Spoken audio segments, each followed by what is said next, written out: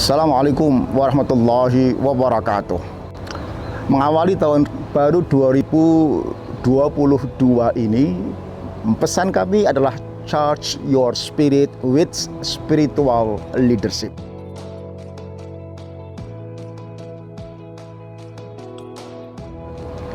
Ya. Assalamualaikum warahmatullahi wabarakatuh.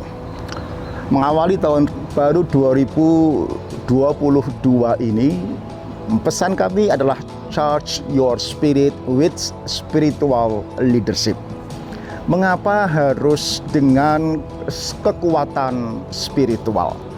Tantangan ke depan, perubahan-perubahan yang disebabkan oleh baik pandemi maupun transformasi era industri 4.0 sedemikian berat. Tak cukup hanya modal sosial, tak cukup hanya modal finansial, apalagi intelektual, tetapi harus mempunyai kekuatan spiritual.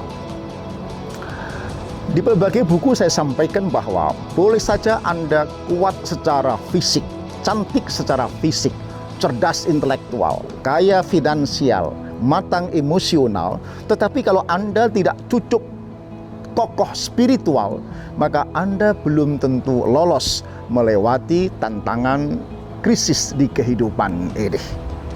Contoh, Anda bisa melihat bagaimana para pemimpin-pemimpin ya yang harus berurusan dengan KPK ya. Ada 140 lebih ya pemimpin daerah, ada ratusan juga DPRD. Pertanyaannya, apakah mereka miskin? Tidak. Kaya finansial. Apakah mereka bodoh? Tidak, mereka cerdas secara intelektual. Mengapa harus berurusan dengan KPK? Karena kurang matang secara spiritual. Lalu apa itu spiritual? Membedakan dengan ritual adalah komitmen atau kompetensi menghadirkan Tuhan tidak hanya ketika di masjid, di musola atau di gereja atau di vihara, tetapi Tuhan hadir ketika kita bekerja, ketika kita belajar di kampus, atau ketika kita berkeluarga dan di jalan raya. Tuhan hadir.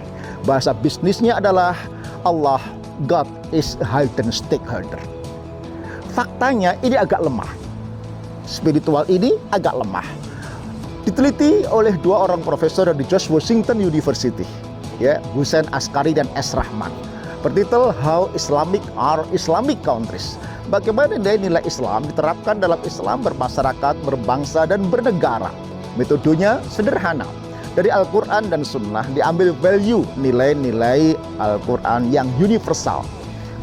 Orang itu harus jujur, harus disiplin, harus profesional, menghargai, harus bersih, harus antri, ya, dan lain-lain. Nah, lalu dipakai untuk memotret 208 negara. Negara mana yang paling cocok dengan nilai tadi? Ternyata nomor 1 Selandia Baru yang cukup maju, Luxembourg, Ireland, Iceland, Denmark, Finland. Indonesia ranking 105, Malaysia 35, Timur Tengah 80 ke atas. Artinya umat Islam, bahkan mungkin agama lain sedunia, lebih suka dengan semarak ibadah ritual untuk kepuasan individual, tetapi kering dan kosong dengan aspek spiritual untuk kinerja profesional, untuk kemaslahatan sosial. Padahal itu yang penting untuk menghadapi tantangan di tahun-tahun yang akan datang. Assalamualaikum warahmatullahi wabarakatuh.